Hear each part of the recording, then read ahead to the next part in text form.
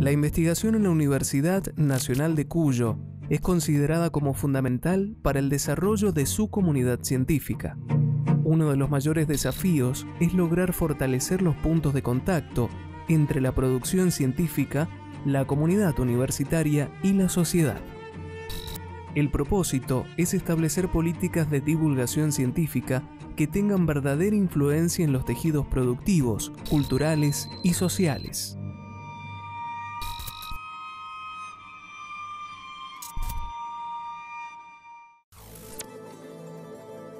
La física de los sistemas complejos estudia fenómenos en los que se pone de manifiesto que el todo es mucho más que la suma de las partes. El desafío es conocer por qué en situaciones como en la moda, la formación de la opinión pública o en la conformación de un lenguaje, el comportamiento de manada se presenta de un modo en el que no existe indicio alguno de lo que ocurrirá. El grupo de investigación que dirige el profesor Marcelo Kupperman del Instituto Balseiro trabaja mediante abstracciones realistas y modelos matemáticos, reproduciendo la aparición de estos fenómenos colectivos a partir de las interacciones entre individuos.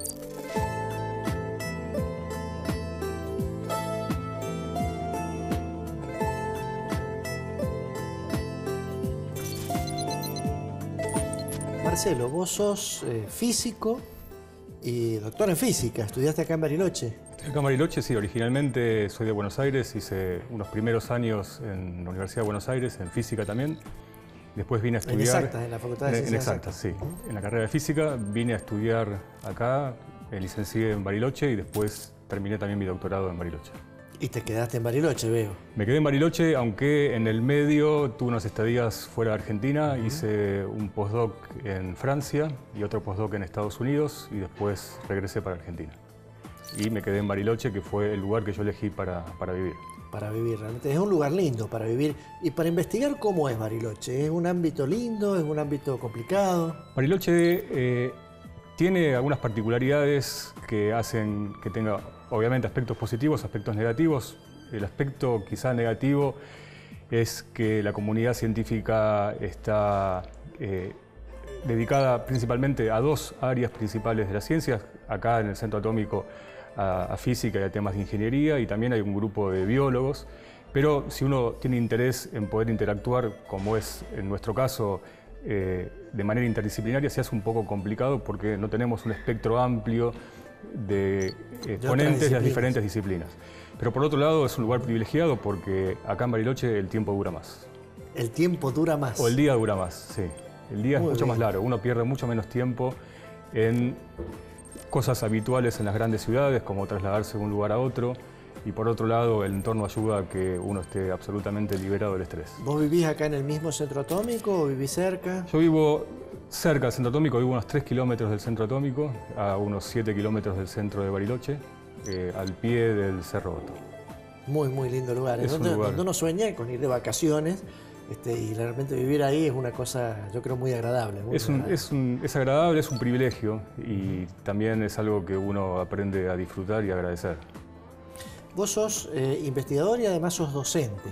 ¿Cómo se combinan estos dos mundos? ¿Cómo combinás la docencia con la investigación? Sí, si bien uno puede encontrar ejemplos de investigadores que no son docentes o docentes que no son investigadores, a mí me parece que es importante, para poder hacer bien las dos cosas, combinar las dos actividades. O sea, desde el punto de vista de un docente es importante tener una actividad como investigador para poder estar constantemente aprendiendo también nuevas cosas, para poder estar al tanto de cuáles son las últimas novedades en el tema en donde uno está trabajando y poder después transmitirle eso a los estudiantes.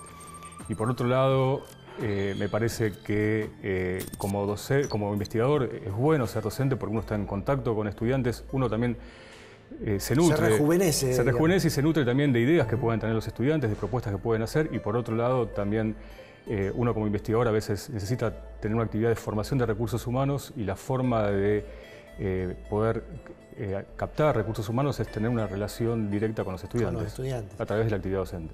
Bueno, hubo un estudio que se hizo hace unos años en la Universidad de Cuyo no sobre el instituto en particular, sino sobre todos los docentes de la universidad, basado en las evaluaciones de los alumnos sobre su actividad docente, justamente.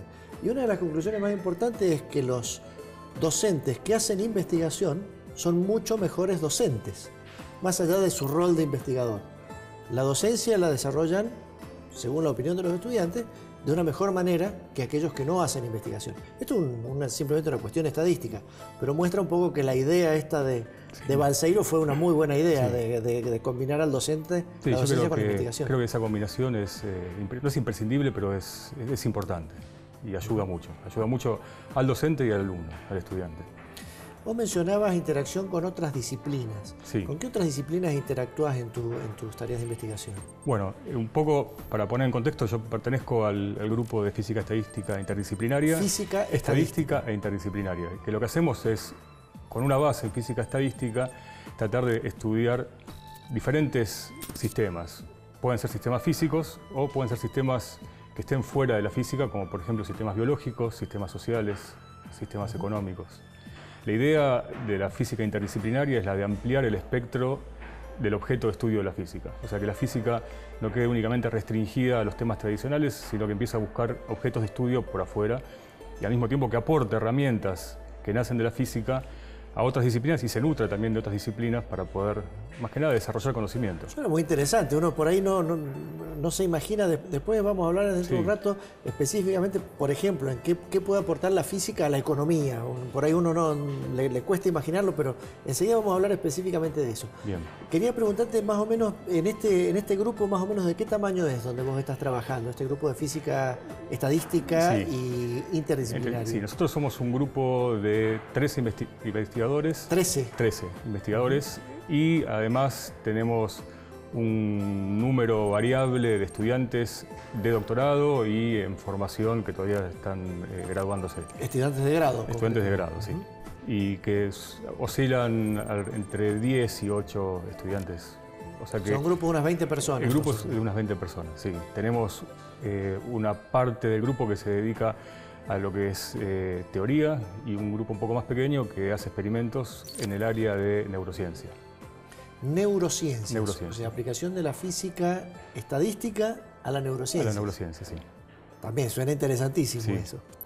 Son disciplinas que no son tradicionales por ahí, como vos bien decías de la No, la neurociencia es algo relativamente nuevo que está creciendo muchísimo y que obviamente se está nutriendo de muchas disciplinas, entre las cuales está la física, la psicología, la medicina, la química.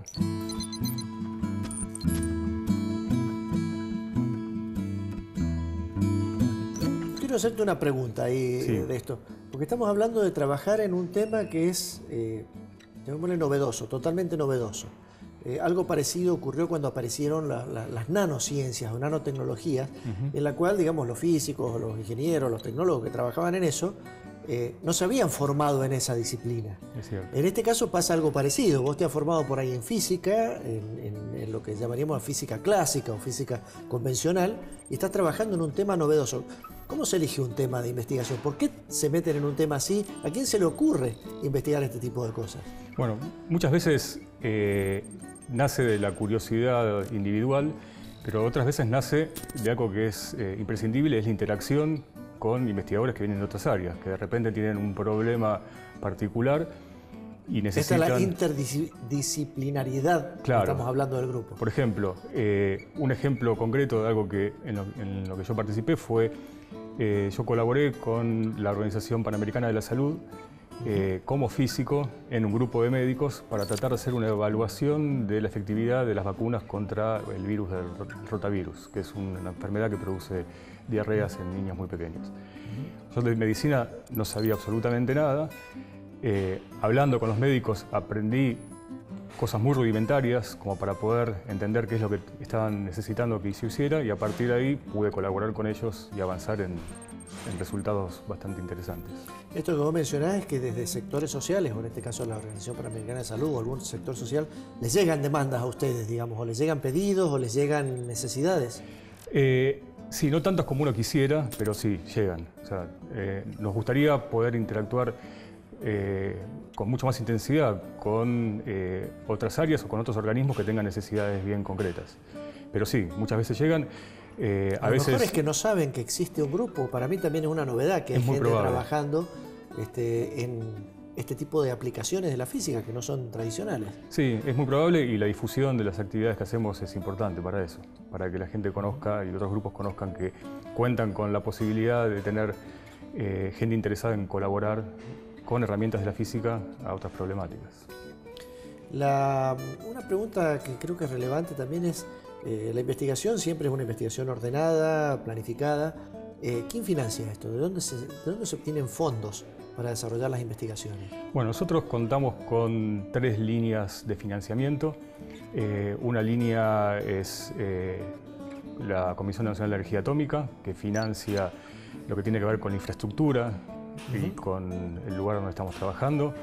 Tenemos otra línea que viene de la Universidad de Cuyo a través de los proyectos de investigación. Los proyectos de ciencia y técnica. De ciencia y técnica, que también ayudan a que podamos contar con aporte para financiar determinadas cosas.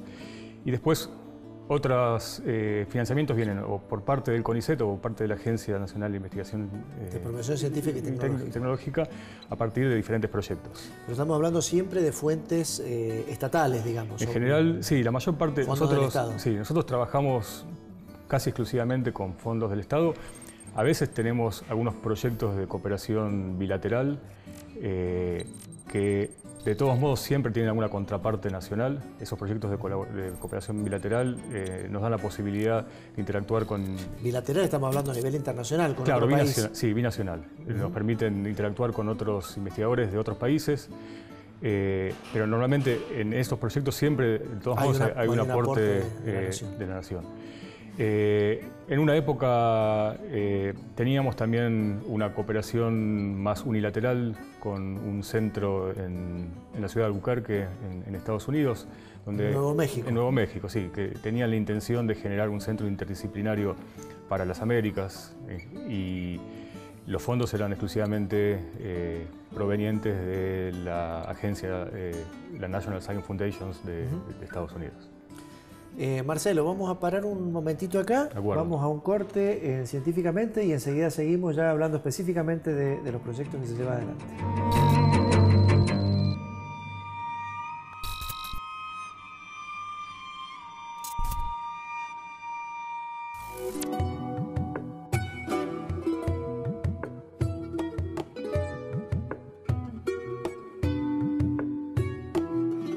Marcelo, vos nos contabas de este grupo en el que estás trabajando, que es de física, estadística interdisciplinaria. Sí. Y de proyectos desarrollados con disciplinas que uno tradicionalmente no asocia con la física. Contanos un poco más, ¿en qué proyectos, en qué líneas, qué cosas hacen realmente? Bien, bueno, nosotros trabajamos principalmente en aplicaciones a sistemas sociales y a sistemas biológicos. En cuanto a lo que tiene que ver con sistemas biológicos, por ejemplo, un ejemplo concreto y corto tiene que ver con el estudio de un ecosistema, acá muy cerca de acá, en la península. Un ecosistema en la península de Yao Yao, en donde hay un marsupial, es el único marsupial que todavía sobrevive de este lado del océano. Se llama monito del monte, aunque no es un monito, sino que es un marsupial, y que se alimenta en esta época del año exclusivamente de los frutos de una planta que es parásita, que se llama quintral. Y al mismo tiempo el quintral necesita que el monito se alimente de sus frutos porque la semilla del quintral no puede germinar en el piso. Como es parásita, tiene que germinar sobre el tronco de la planta que está parasitando. Y como el monito de monte come y nunca se baja a la tierra, sino que se desplaza sobre las ramas, en el momento en que defeca y deposita las semillas, ahí las semillas pueden germinar. Si las semillas cayeran al piso, no podrían germinar. Entonces es una situación simbiótica en donde la planta provee alimento y al mismo tiempo el monito de monte le provee el medio de poder reproducirse. ¿Y cómo entra la física ahí, a ver? La física entra ahí desde el punto de vista del modelado matemático de lo que está sucediendo, para tratar de entender, por ejemplo, cómo podrían ser los desplazamientos de este monito de monte, teniendo en cuenta cómo es la distribución de plantas y entender cómo, al mismo tiempo, cómo determina la distribución de plantas el desplazamiento o el movimiento del monito de monte y cómo el monito de monte va a determinar la futura distribución de plantas en la región en donde está ubicado este ecosistema. ¿Y esto qué hacen ustedes? ¿Trabajo experimental de campo? ¿Van y miden dónde están las plantas? ¿Cuentan? ¿O trabajan con otros grupos que hacen en este caso hay un grupo de biólogos que son los encargados de justamente hacer todo este tipo de trabajo de campo, de hacer las mediciones, de mirar qué es lo que sucede, de poner trampas, buenas trampas, esas donde los monitos tienen alimento y por eso se quieren quedar ahí. Al día siguiente los recuperan, los miden, los censan. Y ellos nos proveen los datos, nos proveen también las preguntas que quieren que nosotros podamos contestar. Y nosotros trabajamos abstrayéndonos del problema y tratando de traducir todo eso a un modelo matemático, a ecuaciones matemáticas. Y esto uno se imagina, no sé, a los biólogos le podría permitir predecir si va a haber una declinación de la población, si determinada acción de deforestación o de qué impacto tiene, por ejemplo. Por ejemplo, eso es uno de los puntos importantes, ¿no? Tratar de tener herramientas predictivas y para entender qué es lo que puede pasar.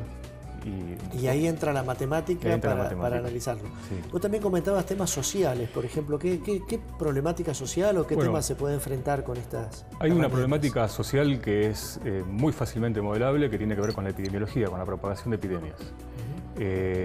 La propagación de epidemias es un problema importante desde el punto de vista de salud pública y muchas veces la posibilidad de tener herramientas que nos permitan poder elegir la mejor estrategia de vacunación, por ejemplo, o la mejor estrategia para poder evitar la propagación de una epidemia, son importantes. Y muchas de esas herramientas... ¿Estamos hablando de enfermedades contagiosas o enfermedades que transmite algún mosquito o algún...? Por ejemplo, el dengue es un ejemplo. El dengue es un ejemplo. Hay muchos físicos que están trabajando, no yo, pero en nuestro grupo y en otros grupos en otras ciudades, en Córdoba, en Buenos Aires, que están trabajando en La Plata, que están trabajando con dengue. Están trabajando con estudios que tienen que ver con las características propias del dengue y con las características propias del mosquito, para tratar de ver cuáles son las mejores estrategias de combate para evitar la propagación del dengue. Suena lindísimo todo eso. Suena. No es una aplicación tradicional. Vos también comentaste de economía, que permitiría por ahí trabajar en algún tema de economía con ese estudio de hay en economía, sobre todo el interés de los físicos tiene que ver con el funcionamiento de los mercados, de los valores de las acciones, la formación de precios, que tienen un comportamiento que no es predecible y que hay una rama de la física que se ocupa de cuestiones que no son deterministas, que no son predecibles, sino que uno puede estadísticamente decir cómo se van a comportar. Sí, determinista quiere decir que tiene una solución precisa y que siempre la solución es la misma. Cuando hablamos de este tipo de fenómenos, uno los asume como aleatorios o como que pueden variar de acuerdo a variaciones de algunas de las condiciones que ocurren. Claro, y hay formalismos dentro de la física que permiten trabajar con sistemas que tienen este grado de aleatoriedad. De manera que uno no puede predecir exactamente qué es lo que va a pasar, pero uno puede acotar el comportamiento y dar un valor medio de qué es lo que puede llegar a pasar. Y los economistas usan realmente esto, porque en realidad uno ve las predicciones económicas y son bastante dispares y muchas veces alejadas de la realidad también. Hay dos ejemplos que quizá son importantes. Uno tiene que ver con el conocido Nash, que desarrolló la teoría de juegos, que si bien es una rama de la matemática... Premio Nobel de Economía. Premio Nobel de Economía, es una rama de la matemática.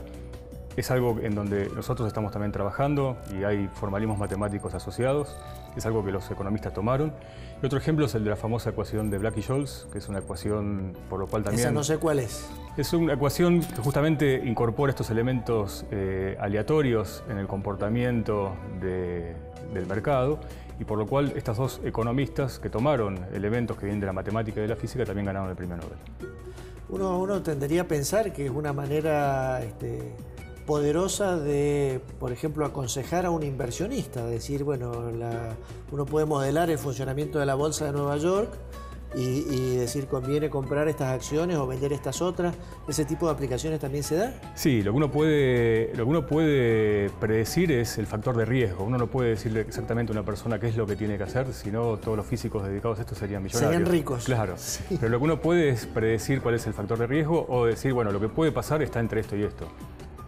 Obviamente hay un riesgo... Establecer un rango de alguna variación. Sí.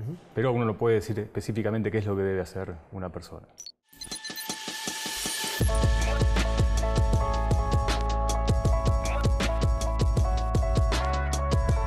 La interacción con las otras disciplinas, me refiero por ahí desde el punto de vista hasta del lenguaje, por ahí nos pasa. Yo también soy científico y hasta lo que para uno es una palabra, para otro es algo distinto.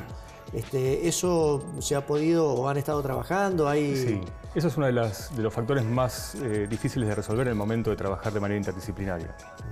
Crear un lenguaje común, crear convenciones comunes, porque como decías recién, una misma palabra no significa lo mismo para una disciplina que para otra.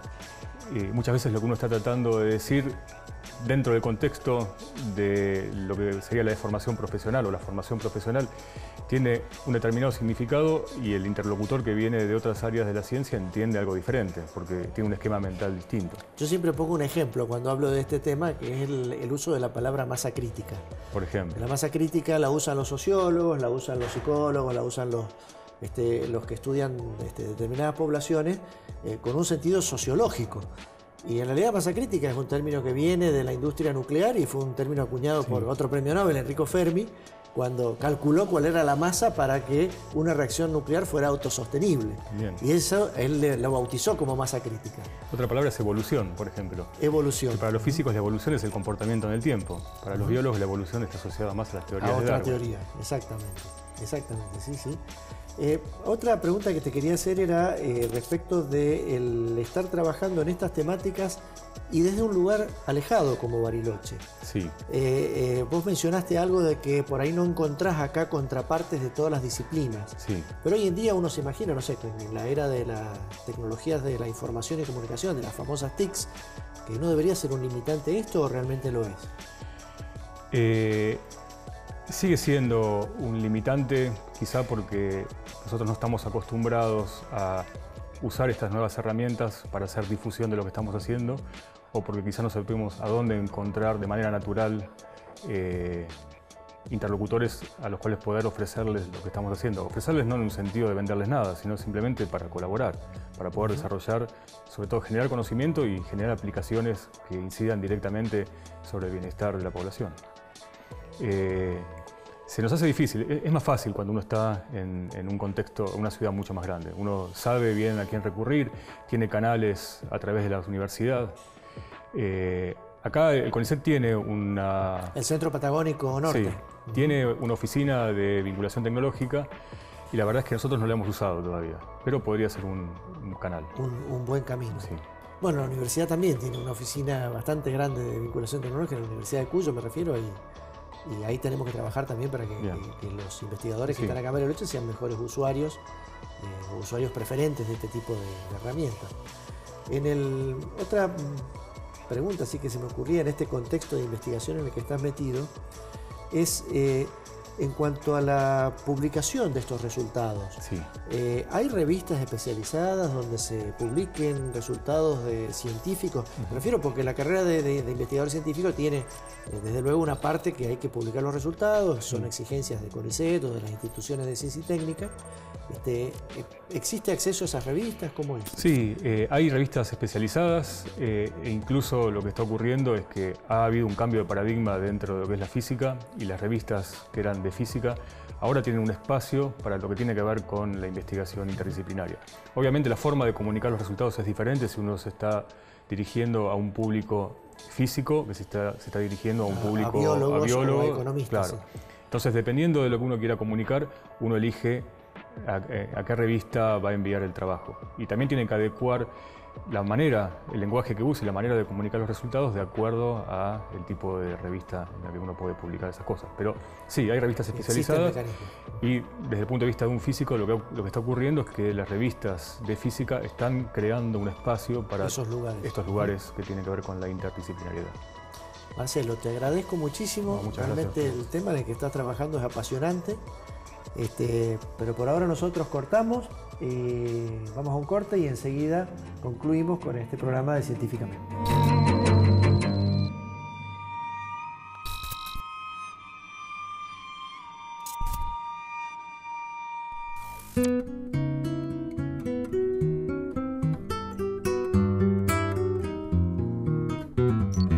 Hoy estuvimos con el doctor Marcelo Cusperman. Él es licenciado en física y doctor en física, egresado del Instituto Balseiro de Bariloche, y nos estuvo comentando que él está trabajando en una rama de la física bastante novedosa, que es física estadística interdisciplinaria. Y esto de interdisciplinario quizás es lo más novedoso de todo, porque producen resultados, producen estudios, interactúan con otras disciplinas. Nos contaba de interacción con biólogos, de interacción con economistas, de interacción con sociólogos, de interacción con médicos, en los cuales la física aporta desde el tratamiento matemático, desde la modelización matemática, a través de modelación por ecuaciones, respuestas que le permiten a todas estas otras disciplinas poder entender el funcionamiento, por ejemplo, de ecosistemas, propagación de enfermedades, epidemias, etc. Realmente interesantísima la presentación, nos contó de varias de estas aplicaciones y también nos dijo un dato muy importante que creo que es relevante para todos los que siguen este programa, que las fuentes de financiamiento de los proyectos que se van adelante, por distintos caminos, ya sea universidad, CONICET, agencia, la propia Comisión de Energía Atómica, les llegan a ellos, pero son todos caminos provistos por el Estado Nacional. Esto hace que el Estado realmente sea un contribuyente esencial para que se puedan desarrollar estos proyectos que son finalmente de utilidad social. Claramente es un caminito en el cual los impuestos de la gente, a través de esta investigación y estos desarrollos, llegan a mejorar justamente la calidad de vida de la gente. Esto es todo por este capítulo de Científicamente. Nos vemos en otros capítulos próximos.